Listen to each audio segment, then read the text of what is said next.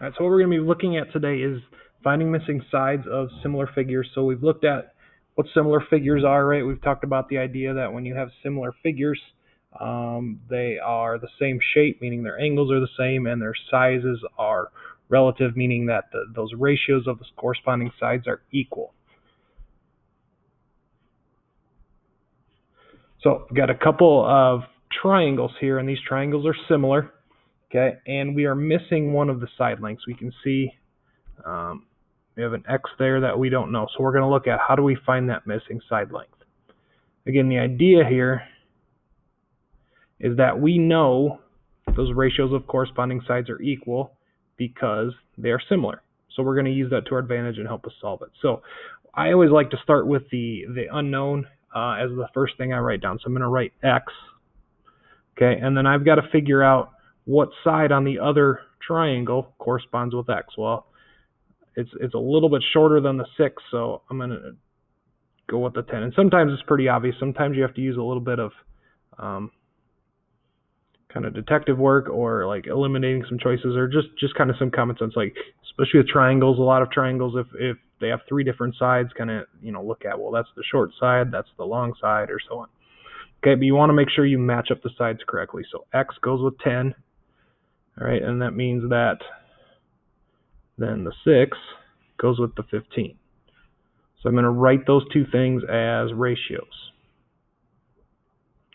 Okay, now it's important that you put them in the same order. So since I put the X on top, I'm going to put the 6 on top. So my ratios are triangle on the right to triangle on the left, right? I could write that 10 over X, 15 over 6.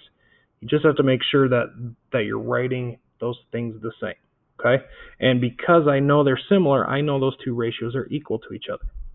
So now we have a proportion there that we can solve, right? And again, kind of do some quick mental math checks. If you can figure out, like, what do I do with 15 to get 10, okay? And kind of do that mental math, do the same thing to 6.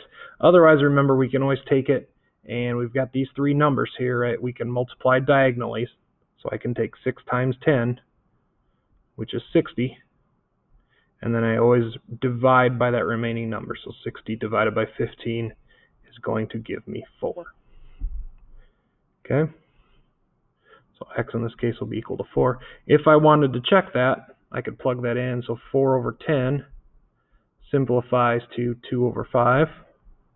And 6 over 15 also simplifies to 2 over 5. Okay? So I know that's right. Or I could do my division. 4 divided by 10 is 0.4. 6 divided by 15 is 0.4. Okay? So pretty simple. We just want to make sure, kind of the key thing there, you set up those proportions correctly. Usually, most of the time with students, what I see them doing wrong is just getting them in the wrong order. So I might see X over 10 and then 15 over 6. Again, however you set up your ratio, you've got to set it up the same way for both ratios. Okay, let's look at one more example here. So this time I've got 2 rectangles. All right. Now you notice one is kind of skinny up and down, and one is longer sideways, right? So they're not oriented in the same way like the previous shapes were. So we got to be a little bit careful when we're writing our ratios, right? So again, I'm going to start with X.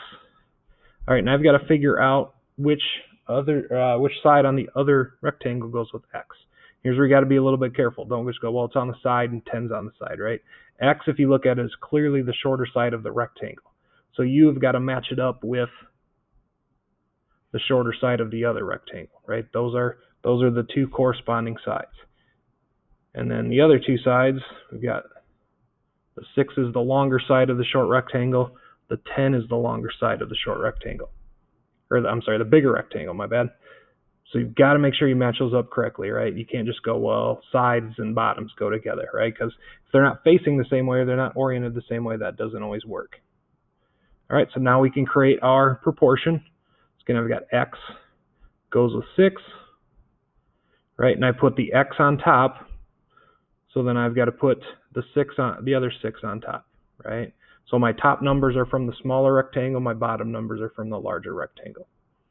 Okay, so we've got to make sure we set that up correctly. And then, again, we've got our 3 numbers there, so we can cross multiply. So 6 times 6, which is 36, and 36 divided by 10 is 3.6. Right, if I want to see if that's correct, I can plug that in there. So 3.6 over 6, 6 over 10. Okay, and if I cross multiply on that, 6 times 6 gets me 36. This way is also 36, so I know I solved that correctly, right?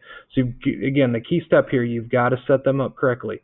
The tricky thing I always see students struggle with, especially in a problem like this, is just understanding that you've got to match up parts correctly, right? We've got to make sure that you're putting corresponding sides together, right? So just like in this case here, you got short side of the rectangle, long side with long side. So just be careful that sometimes, like in our previous problem, it's not hard because they're facing the same direction, they're oriented the same way, but sometimes they're not. So we've got to be just a little bit careful with that.